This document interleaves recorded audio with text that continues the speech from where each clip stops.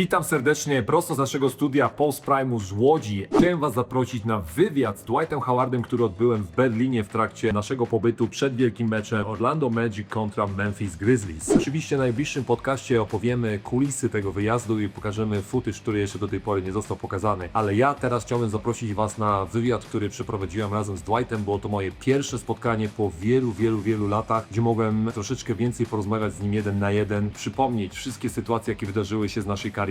Było to naprawdę niesamowite, emocjonalne spotkanie dla mnie, ponieważ byłem w stanie mu podziękować za te wszystkie lata i nasze braterstwo, myślę, że po tylu latach jeszcze jest naprawdę bardzo mocne i na wysokim poziomie. I dlatego serdecznie zapraszamy i oczywiście dajcie znać w komentarzach, jak Wam się wywiad podoba.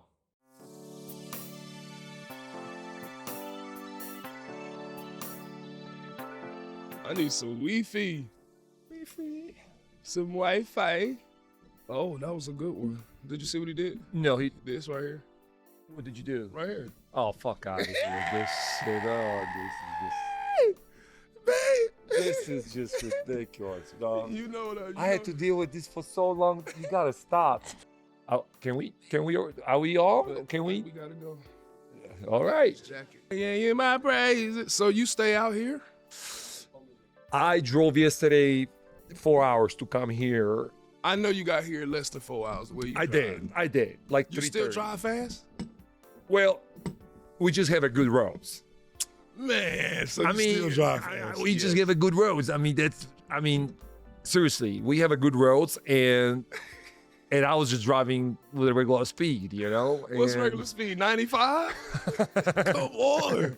I swear I drive Are we- 65 to 75. If 75 is the speed limit, I'm putting it right at 75. If it's 65, You did not. I promise now. Now, okay. Now, yeah. I put know. it I on, know. what you call it? Just you press the button and it go right to the speed. That's what I put it on. the tempo And I don't yeah. even press the gas. I just sit back. My kids be like, Dad, you can go faster. Man, it's a cop on every little block. They stopped me when I was driving back from Washington after I was with the Wizards for a month as a coach. I was driving back to Orlando. It's like 14, 15-hour drive. believe And you they did stopped that. me in Georgia. I didn't even see the guy. So he stopped me. He pulled me over. And I was like, damn it. I'm like, all right, I just got to take it. I mean, whatever. It's just going to be a couple points, couple $100. The guy comes in and he says, where you going? I said, well, I'm just, finish a month with the Washington Wizards as assistant coach. I'm going back home, get some rest, and I'm going to fly back to Poland. He said, you work in NBA? I said, yeah, I'm an ex-player and I'm trying to do coaching now. On your way, sir. They Just just let you slow go? down. I'm like, hey, man, I said, officer, appreciate That's you. good. I mean, You remember what town you was in? Like what? I don't know. I just didn't look. All I know, I drove all the way back to Orlando. The right The speed speed is limit. this whatever See, is that's why you just 65, gotta 70. just That's the drive man. slow. Well, all right. So going back to the cars, let's start from the cars. I mean, will you drive? What are you driving now? Actually, now I'm just driving a normal Escalade and a 760. That's it. I sold all my cars. How many cars you got? 2, 3, like four or five. That's it. There's no way I have more I cars promise than you, I have you. a Sprinter van. I have an Escalade, 760, and my big truck, and then one of my The scooter, the 3-wheeler. yeah. You still got that? My dad got it. Okay. So what happened? What happened with the big tank that you actually purchased? Because no, this is Because from the movie, the one the night. the night, yes. So people that don't know, and obviously I think it was my first or second year in the league. As crazy as it sounds, I mean, I thought you were playing jokes back then. We were in a plane, and you spot the car in the newspaper. It was Yeah. a magazine or something. Yeah. And then you was like, oh, I'm like, yo, I need gotta those. get it. I need that You car. remember that? I remember that. But the point is, there were only like 200 cars on the planet. They made only 200 of them. That is true. And by the time we land, you had the car already. I mean, the flight was 2 hours. I did. You made it. That was 'cause of You you. made that phone call, and That you was had the 'cause of car you. next day You or made whatever. it. Like a couple days later, you came with the car to practice. I did. What happened with that car? It was a lemon. It was a lemon. It was, but it didn't was work. like a tank. Yeah, You it could didn't go even to a work. war with. No, if I would have went to war, I would have been stuck right there in the middle. Just nobody could get in. I couldn't get out. I know. They couldn't shoot me. I couldn't shoot them. I know. No, that was No, the but worst. did you sell? Did you get the price back? Did you get the money No, back? it was like because it's a Canadian company. Oh, it was a Canadian company. Yeah, and I was like, man, this sucks. I thought it was gonna be a really good car, and then I actually saw it in a movie after that. It was in what was the movie? Fast and Furious. Fast and Furious. All right. Yes. So yeah, we applied with my BMW to Fast and Furious. We didn't make it. Why not? Just as fast as it was. Yeah. I'm assuming it wasn't, as sexy and fancy loud. looking. It was loud, Oh but it my wasn't God. fancy and beautiful looking like most of these cars in Fast and Furious. But we did apply. Unfortunately, we didn't make it. But I got to tell you, you did set a tone for me For the car. for the cars. You Let did me set it. tell- You did set a tone in a lot of things in NBA for me. I ain't gonna lie. And one thing I never catch you on. I will in 12 days catch you on one thing. What's I that? will also be a father. Yes. Yes. So Congratulations. appreciate you, Girl, boy, you know. boy. Marching Gorta That's Jr. amazing, man. I'm so happy for you. Just as you mentioned, the ultrasound, the camera, yeah. So we just did that yesterday, right before I took off here to Berlin. So I'm hoping my wife will literally not pop in the next 5 days because I told her you gotta hold it until like Friday, Saturday until I get back. Oh man. So I finally, I'm finally gonna. I got the cars like you did. I got the houses like you did. You got big houses? I got Got couple. some big houses? Okay. Oh, I got a great story for you. So I bought a house in Malibu. And out in California. Yeah. So because of, I would say my stupidity, Yeah. my house is one of the few houses that survive an entire neighborhood When they had the when fires we and had the stuff. big fires. So over 200 houses burned down And yours did. and mine survived. That's really good though. Well, I yeah, mean, but it's good nobody for wants to you. buy the house right now. That's the I can point. understand that, yeah. So everything around is literally destroyed. It's like a wasteland from a computer game. It's basically wasteland. There's nothing. It's nothing. Nothing. there. It's completely burned out. So I do catch you on the houses and cars. I'm gonna be a father. I did get 10 rebounds per game. Okay. I did get 20. I did get 20. Yes, and you I never had a double-double in the first quarter like you did. but see, all right, you invented something that teams start using, the Marcin Gortat screen. Pretty cool, right? You got something that lives forever, no matter what nobody says. So that is amazing. Like I know, it's fun. every time, even when I played overseas, this is what they called it. So just think about how great that is to have something that is now put into the game of basketball. Like, I don't have that. Shaq don't have that. None of the greatest centers in the world don't. But you got something that for every offense and defense, they will mention that forever. That's fire.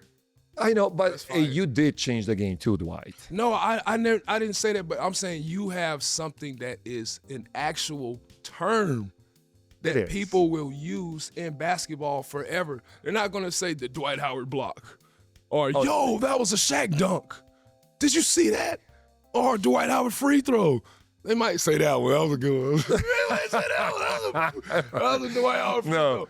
But nah, they will not say this. No, they can only say the Marcin, the Gortat screen. So that's fire. But exactly started in Orlando. The Yeah. day when Stan was explaining how to set the right screen, Yeah. how to get the right angle. He was- And when you're running in that transition, you gotta make sure gotta you get get to to the the right free throw and then then get turn corner, 90-degree corner. When Yeah, you set yeah. the flat screen, you gotta go first to the sideline and then go up. Yeah. It, So Stan, it's so crazy. give me Stan one time. Listen, you guys.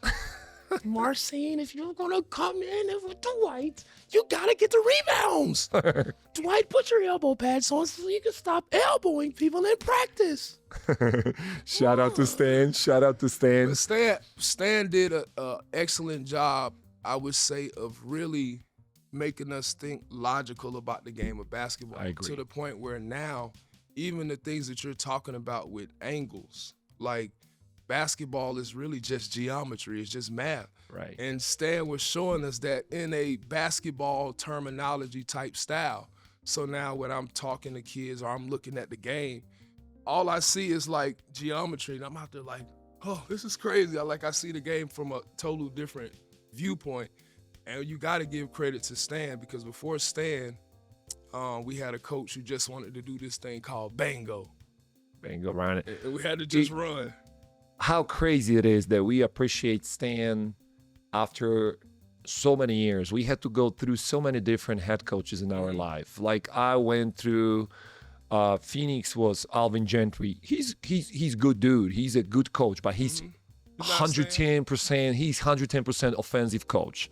Then I went Randy Whitman, who was also in Orlando back then as assistant coach.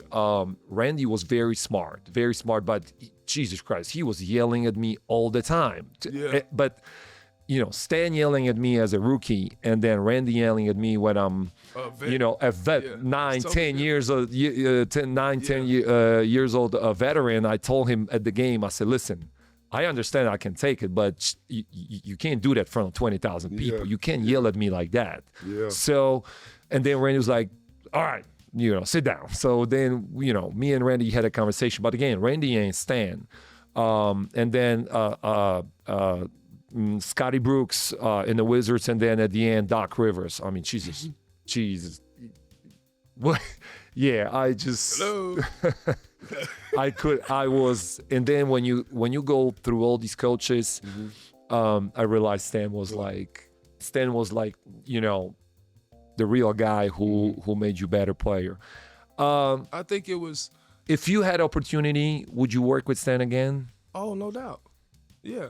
See, I feel as though we were so young and there was so much going on that people on the outside, it wasn't no communication the right way. So everything was just miscommunicated. And that kind of really messed up a lot of, I would say, our time and relationships and stuff like that. And so as I got older, I started to understand the importance of, really communicating and effective communication without adding feelings and anything like that. So that's something that it takes years of experience to really get to.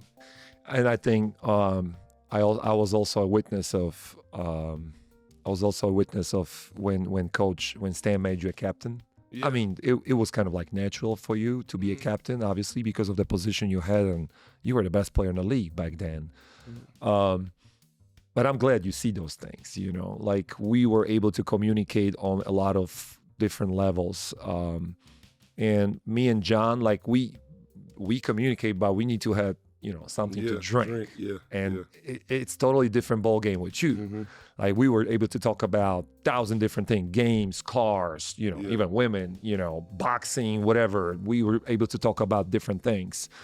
But if you can't find the language as a leader with all your 14 guys in the locker room, Yeah, it's tough. oh, you ain't gonna win. Yeah, it's very hard because you got 14 different Characters, egos. Yeah, so it's like when you're talking to some guys, you don't want to, do anything to tear them down because they could already be feeling the heat from not playing, from the Right. coaching staff, from their families. You got all these different situations. So I'm still one of the youngest players on the team at the same time. I know, and people don't understand that a lot of people could blame you for some things, but I will not say, I won't be one of these guys because they don't understand what it is to be in your position. First of all, carry the whole team, and then take the responsibility for losses, take the responsibility for not winning a championship, and then you got all the stuff was happening for you out of the court, all the endorsements, all the I mean, dude, I know what you were going through. I was a witness of that. I knew what you were going through. So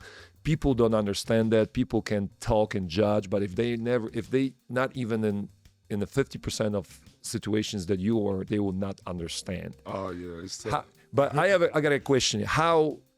What was going through your mind? Because I was watching, and obviously I wasn't in the team anymore with you, but you went from Orlando to LA, where you obviously were the number one guy, not only in the team, but the city, even in the freaking Florida, you were, number one in NBA.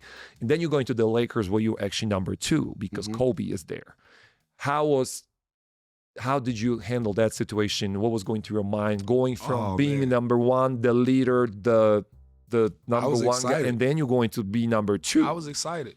I didn't even look at it as being one or two. That wasn't even my goal. Like coming into the team, I'm looking at it like, okay, I'm the youngest out of all the vets that I'm seeing. I see Kobe, Steve Nash, Pau Gasol. Lamar Odom was there? No, Lamar wasn't he's there. gone already? It was Antoine Jameson.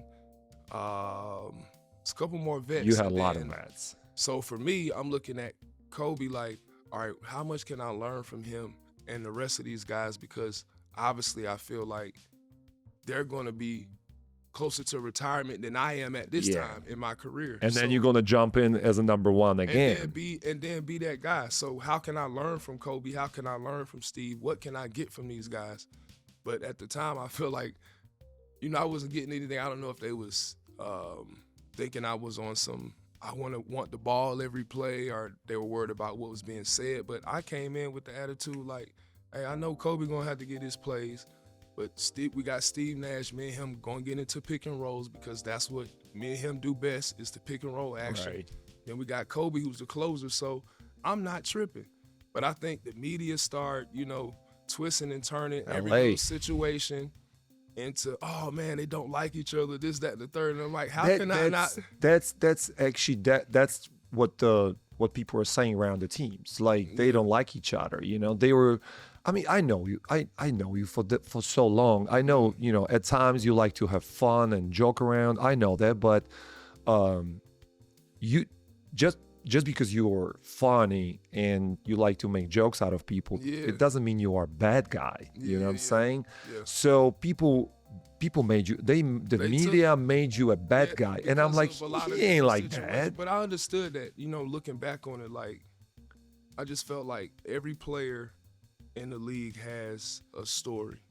Of course. Every player. And not everybody know. I mean, like outside people, they don't know. They don't know all of it. All the story, but they're going to know the story that's being put out to them. Exactly. So if I sit and try to fight every battle and every story that's being put out, I'm going to go crazy. And you're gonna lose your mind of going and fighting over so every instead, little I'm thing. like, you know what? Let these people say whatever they want to say. Like, I don't have no personal issue with Kobe Bryant. Like, I came into the league watching him. I grew up saying I want to play on his level and stuff like that. So why would I be upset? But when I got to LA, I just came back from the back injury that people thought I was faking it. So that's where I'm going now, because I competed against you in the practice, and I think this was the biggest nightmare of my life. I mean, I swear God. I mean, going into practice as a rookie, because later when I became more experienced and obviously stronger, it was easier to play against you because I knew the angles. I knew when I can hit you. Like I knew, I cut you off at a certain times. Like I knew what to expect. But the first years going against you in a practice, it was a freaking nightmare. I mean, y'all don't understand, man. Like, getting hit from your freaking shoulder, the electricity was going from one side to another and then was coming back through your spine, and you knew exactly that you were just hit by freaking train. But my opinion is, since the surgery happened on your back, everything has changed around. Everything has changed around 180 degree. What I would say is, I played you before the surgery and I played you after the surgery, and I recognized things that in the game, when after the game, after your surgery, we played the game, and I went home and I started analyzing the game. I started watching the game on a computer, and I'm like, oh no, like two, Yeah, 3 years I ago, wasn't- he would I bang wasn't, that thing on me so hard that he would crack my spine. I wasn't as healthy when I came back with the leg. Would you say you did not come back fully healthy, or like you came back too early? Yeah, I was only supposed to I was supposed to sit out for the whole season. I was supposed to stay out a whole year. I came back in 4 months. So I was not supposed to play that whole year. And then during the same season, I tore my labrum. So I tried to play through a torn labrum, didn't have no surgery, didn't go see any doctors. All I did was bench press to get my shoulders. By the way, what's your bench press now? I stopped doing the bench press. How many pull-ups can you do? That's a good question. My record, I just did it because I was I tried to apply to special forces. Mm-hmm. I did 25 25. pull-ups. I was gonna say probably about 20, 25, yeah, but I haven't. That's impressive. I had to stop for a while. That's I impressive. was getting too strong and my gooseneck wasn't working. Right, there were that elbow Yeah, never my elbow extend. wouldn't lock That out. elbow never extend. Is always like So I be stop, tell- stop I be somewhere telling my here, kids- and I be telling my kids, listen, when you lift weights, don't do the bench press too much. yeah, It's gonna mess up it's your true. form. So, I got another one because then LA was Houston, James Harden, Yeah. and I know for a fact that Kobe obviously is one of the greatest of all time, but James Harden taking 23s a game because there was the time when he was just Yeah. going off like crazy. Yeah. I mean, you can't be just rebounder and shot blocker. You I bring to the needed- I table needed more than some- that. Yeah, but I understood like How did you handle that situation? it was upsetting because I left LA with Kobe thinking that me and James was gonna like take over. I'm looking at a guy that I know could pass the ball out of the pick and roll, so I know he's gonna find me in spots going to the basket. And I know that with Kevin McHale being the coach, that he's gonna make sure that I get Then D'Antonio came in, right? Mike D'Antonio, he was there after that, after Yeah. Mikhail. Yeah. But no, that was LA.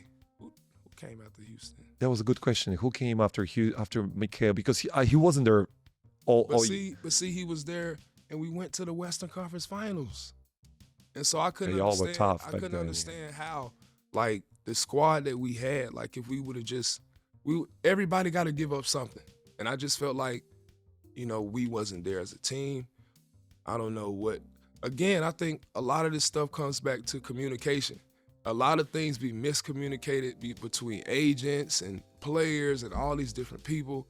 And that's the one thing that, I wish could be better. It's just real communication because, sometimes people play on people's emotions and they try to get them mad at another person so they won't. It'd be a lot. And I'd be like, come on, man. My only goal on each team that I was on was to win the championship. I never been about, I got to have the most points. I got to have this. I got to have that. That was never me. Now we know why NBA teams are hiring veterans like Bo Outlaw, Nick Anderson, like other guys in different teams, like a Donald Foyle for the Golden State, because they went through what we have discovered right now. What should we do and how should we act? Yeah. How should we communicate with people? But it's too late. We're 40 years old right now. Yeah, we out of the But league.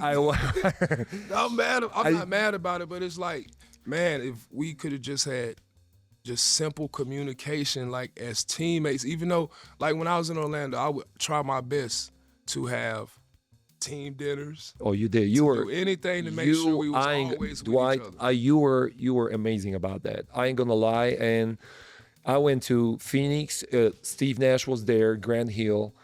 I mean, with all respect to Grant and Steve, we never had a dinner together, like at their house. I don't remember they were inviting us to the restaurants. Then John Wall was creating dinners and, going to the clubs together, but it wasn't anything like you were doing. And it was also fun going to the house where I was trying to find a bathroom for like 15 minutes. I opened up like 20 different rooms.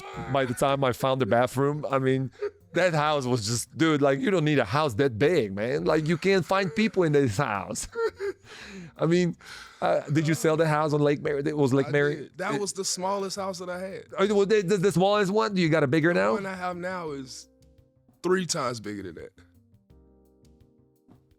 What? Just why? I'll tell you, we were all young. You got to think. I came in at 18 years old. Somebody got to clean that house. They do. You got like a No, group of like no, 10 no, it's only one housekeepers. lady. We make sure, my kids make sure they keep their room clean. Okay. This is not their maid. This is my maid. No, it's no. But what I want to teach my kids is something that is responsibility at a young age. If I would wait, if they wait to their 19, 20 to learn how to keep their room clean, they're going to be behind. So Give me words of wisdom to me as a young father, hopefully young father As a young soon. father? But the mistake you made and you hoping I will not make. well, I don't know if I made a mistake. Or something that you will. mistake that I would say is, at first I was not married when I had my kids. Okay. So, not being able to be as present like I wanted to be because we lived in separate homes and during the NBA season, how It's tough. It's it is very difficult it's to connect. you're really and- so focused on trying to be the best you can be. So that Of takes course. hours and hours of time. So it's perfect that now that you are settled, that you're having your child. So this is amazing. I would say for me, the first thing I did with all my kids as babies, since they really can't talk or anything like that, I would always lay them on my chest, my shirt off, and just talk to them through my heart. Just say I love you, but not out loud, but just Right. I know what you're talking from about. my heart, just I love you. Just hold That's them all what- the time. That's what they told me that the first minutes after the labor, I gotta just carry hold put them a in your child on the naked chest Yes, and yes, skin to and skin. skin And, to skin, and they gotta lay down for a few minutes. Yeah, I was a witness of you're pretty much kids. your kids, and I will my next question where I'm going to is I wanted to give you the motivation. You ain't let me give you the motivation yet. I mean, I listen. People, wanted to tell you so I'm not here. If I want to say bad thing about you, I'll tell you a bad thing. Like you gotta cut your freaking nails because you were hurting me and I bled every freaking practice. I don't have And nails you no did more. not had to throw probably about 99 out of the 100 elbows in my face because it was after the whistle, and you just wanna hurt me and send a message. So yeah, I can tell you that F you for that. But the day when you call me on my only day off in my rookie year, say, hey, come to my house. I'm like, Dwight, that's on other side of town. It's gonna take me an hour and a half to get to your freaking house. Get to my house right now. So I'm coming to your house. And then when I walked into your closet, then you said everything from here to the right, as much as you're gonna carry out, is all yours. Dude, that was unbelievable. I mean, I probably carry out like, I don't know, 20 suits. I don't know, 30 shirts, some hats, shoes. I mean, dude, like I was loaded for like the next 3-4 years, Yeah. and this was, dude, unbelievable. So my question is, do you have any suits for me today?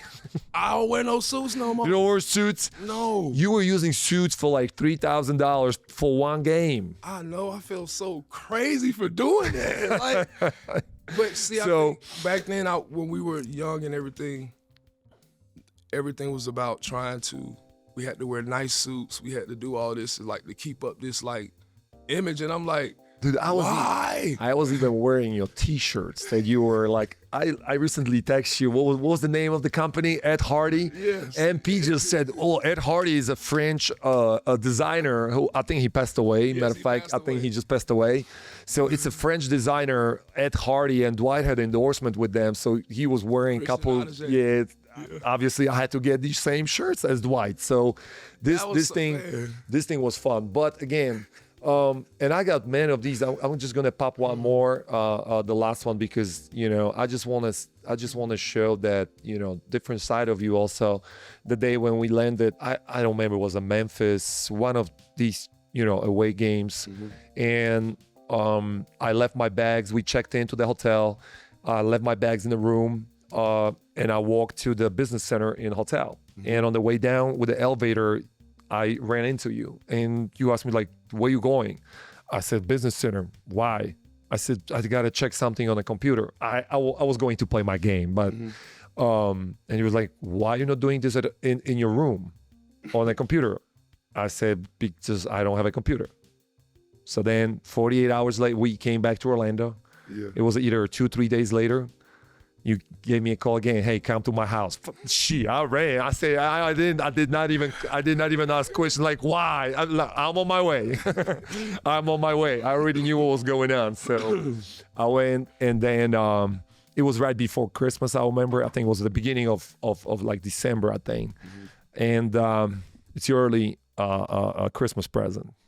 And Yeah, you bought me a Mac. You know, I love all my teammates. So, you know, Dude, I mean- like y'all was like everything to me, because I remember Tony Battiano, remember him saying this. He was like, "So you telling us you wouldn't trade none of us for the 93 Bulls?" You remember him saying that? Because I was like, man, I would not remember trade that. y'all for the world. And so he was like, "Hold on, let me ask you this, big fella. You telling me you wouldn't trade none of us for the 93 Bulls with Jordan?" I was like, man, no, I'm not ever going to trade y'all for nothing. You could not say that. Yeah, I mean, that's number one. Two, never it's a gonna- brotherhood. So if they were not in the locker room, they will not understand that. Yeah. But again, you know, the reason why I'm saying is this, you know, the suits and the computer Mac. I mean, when I was a vet, you know, and we had guys coming in Washington or Clippers, you know, we were giving them per diem. Yeah. You know, whatever, $200, $300 per diem. And then I'm sitting there and thinking like, I mean, what kind of vet am I? Like, I did receive so much from Dwight, and then I'm just giving per diem $200. I'm like, that's weak, you know? I'm like, that's just straight up weak. So I was ordering suits from Elevi, and you know, when obviously we were ordering in LA because they based in LA. So when the lady was coming into my room, I called the Rooks. I said, "Hey, coming in, just get a suit. I pay for it," because I felt like somebody did that for you. You did it for me. I gotta carry that to somebody else, and hopefully these kids are doing, you know, for somebody else in the future. Well, they ain't do it to me. They was being mean to me, man. The vets, they wasn't being mean, but I had to, for Stacey Ogman, he only wanted red gummy bears. Oh my So God. I had to go to the store and get I had to go through each bag of gummy bears. Like, I had to buy bags of gummy bears to get him red gummy bears. Then I had to take all the red gummy bears, So put them in the freezer. you just remind me one. that people- Donuts. the donuts. Oh, people are gonna laugh. So, this is hilarious. And I actually I did not think, because I should just see your reaction. So we had an opportunity to have a breakfast either at the facility or at the arena before the game. So Dwight was living, like, arena was here, facility was here. Dwight was like on the left side. Yeah. I was right next to the facility.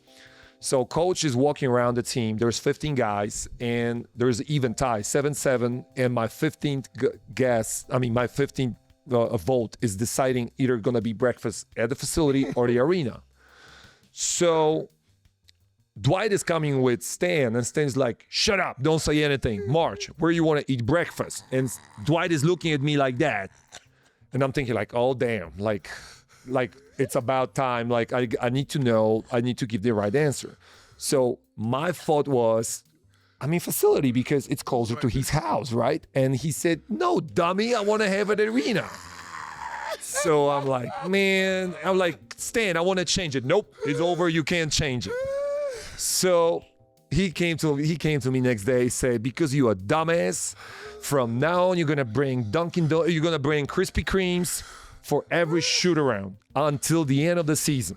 Yeah. I'm like, "Dwight, what the hell?" I'm like, "Listen, practice is at 10. I gotta be at arena at 8. I gotta eat breakfast 7:30. So now if I gotta go for dunking, I gotta wake up like 6 o'clock in the morning." He said, "I don't care. Next time you're gonna know how to vote." I'm like, "Please, Dwight." So obviously I'm smart. I went to get Krispy got me Kreme crying. day before. I did buy them day before, and people that know Krispy Kremes, when you buy them fresh, they are literally like they're melting. They are melting. When you buy them, they are melting. They are like water, you know. So I bought them day before, and they were not freaking melting. You know, they were kind of maybe not hard, but they were just not fresh. So I thought I'm gonna trick him. I put them to microwave to warm them up, and I brought them to arena. He just touched one, man, like. You fine, you know. You got. Well, I think whatever. You're not gonna get per diem anymore. Like they gotta be fresh in the morning, and from now on, I want to see the receipt from the day you purchase. Yeah. I said, you gotta be freaking kidding me, man. So that was my punishment for being smart, and that was my punishment, and I had to do it. It was fun. It was just all about respect. It was no offense. Of course. Like, It was, I had to go through it, and you know, I didn't disrespect none of my guests hell. because they came before me. well, there wasn't disrespect, but you really put me in a situation during the gala when we had about 400 people sitting the white tie gala, the tennis shoes, white tie tennis shoes gala. It was a charity gala in Orlando. So Dwight went on the stage, you know, he's talking, and I think Stan or someone had a birthday. Otis, Stan, someone had birthday. And then we sitting, you know, it's my rookie year. We sitting, everybody, you know, I'm enjoying my time. It's my first time. And then Dwight is like, okay, so we have, you know, a birthday. Stan got birthday. And because of that, we will have one handsome gentleman who's gonna sing for him. March, get on the stage. And then in the same moment, 400 people just look at me, and I literally melted. I literally melted on the middle of the whole gala. I was like, I said, I'm gonna kill him. So I had to go on the stage, and happy birthday, you know, and then I need to know the words. I need to remember the words. Man. My English was not that good. like, it was completely awful, and then I was just nervous, and it was hilarious. So you did put me on spot, like I was really. But we had to all go through that. But we had to all go through it just that, right? made us. It was just like, because we went through that, the respect, the admiration for each other. No, it was fun. And then it made memories. Of course. Despite you could be mad at the time because you got to do it, but it's Right. like, it's something you'll always remember. It's something that you can always pull back to in your mind. Like, oh man, I remember in Orlando, like Thanksgiving or during the playoffs when we went to those dinners before the game, and Anthony Johnson crying because he don't want to lose. And Like, then you was hitting the table. see, like little Jack stuff is like, Steven Jackson. I know Jax. He's coming. He's gonna be That's ready. what I'm saying. And we Little swept them stuff like that. 4-0. because all of that stuff, it brought us together, the camaraderie, all those different things. So, you know, it really did hurt when a lot of that stuff was getting twisted and turned. The year that I left the Magic, you know, to get traded and, you know, all that. So stuff. I can tell you from my experience that it's been so long since we went to the finals. We all retired now. I mean, I've been at the games in the past couple years. I've been, you know, every season I'm probably about 3-4 games at the arena, bringing my kids. You know, we working with Magic organization very close, and you know, they supporting my camps, they supporting my community, and we doing tremendous job. I can tell you one thing, Dwight. Everybody loves you, dude, in Orlando. I mean, you are until they're gonna go, you know, to the NBA finals, at least conference finals. But we own the city. You and me and the crew that all nine, we own the city. Magic, we love you all, but we own the city until you're gonna make the conference finals and you're gonna make the NBA finals. It's gonna be us, and that banner we hang over there. It's gonna be we wanted the championship, right. man, so bad. But man. so one thing, going because we are short on time, but finishing up. Congratulations on Hall of Fame. Thank you. I think this is obviously expected and it's huge. I'm glad I was one of the first guys that was able to record a video for you. But I also want to say that the top 75 of NBA of all time is just BS. I mean, Yeah. this was just straight up disrespectful what they've done to you, what they did to you. And I mean, you are next to Shaq. I don't want to obviously start a conversation, but you are next to Shaq. You are one of the most dominant big in this league. I constantly have the arguments. You know, I understand that Jokic is unbelievable big man, and probably by the numbers, by certain things, he's probably he looks better than better, you. yeah. By the respect and obviously championship and everything, he might be better than you. But I'm always saying one thing: he will not play this game if you were defending this guy. Yeah. They don't understand. Offense or defense. And I said, you don't understand. One thing, I mean, I know Jokic can do stuff offensively, but he got to defensively, he got to stop Dwight. Yeah. That would be hard. That would be stupid hard. Yeah. Like he will foul out in the first quarter. Yes. And people don't understand that until they're gonna play you. Like when we play you in Atlanta with Washington, and people saying like, "Oh, you're just gonna stand strong against Dwight." I said, "Yo, y'all don't understand." I said, y'all don't understand. They keep giving me scouting reports. I said, I don't need that scouting report. I know him for so many years. I know every trick he was doing. Yeah. But y'all don't understand. Like, don't expect me to perform offensively because I'm going to be worn out. Yeah. Like, I might have a tip in here and there if you're going to check out of the game. Yeah. But you don't understand what it means to fight against Dwight. So I think we won 4-1. In that series, I was so 4-1, mad. but oh my God, you know, everybody said like, "Oh, Play me you." a lot. They did not play you a lot. That's true. Yeah. You did not even have foul trouble like that. You were just they just did not play you. But then people were saying like, "Oh yeah, you did tremendous." I'm like, "No, dude. Like I just tried to slow him down. I mean, trust me. Like you don't understand the force and just." They were not hit by that shoulder, right? So they just don't understand that. Oh, man. Going. Last question, Dwight, for you. You happy? I am. See, Are you a happy man? Are you living a happy happiness life? Is I would say it's something that a lot of people try to pursue, and for me, happiness is something that can change in an instant. You can be happy in one moment, you can be sad, but I would say that I'm at a very peaceful state in life.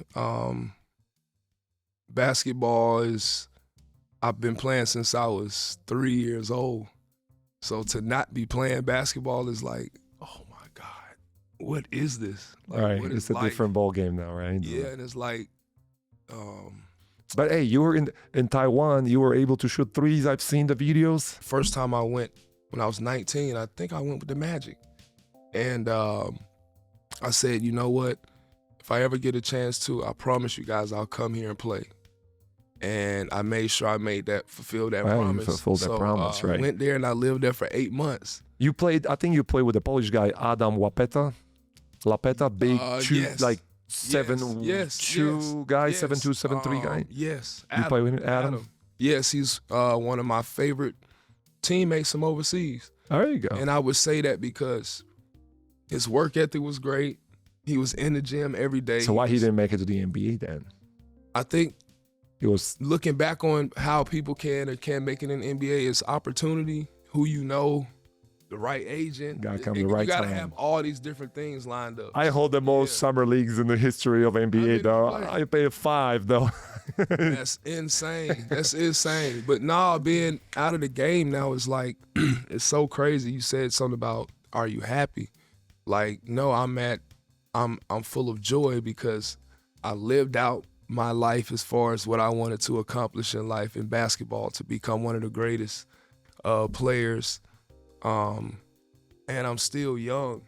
So Yeah. now my kids are And at an healthy, age, the most important, yes, right? Healthy. And healthy, young and healthy. And my kids are at an age where I can really enjoy them, see them play high school basketball, middle school, And you can still get on the court with that. And I can still get on the court and run with them, run on the field, run on the track, you know. And then me and my wife, you know, we get to be in the studio. I got a travel partner now, and I've lived like all the Dwight Howard basketball player life. So now it's like a whole new, it's like a whole transition. You just remind me at the end that as the beginning of the conversation, you said that I left a mark in the NBA, the Gortat screen. Mm-hmm. You left something too.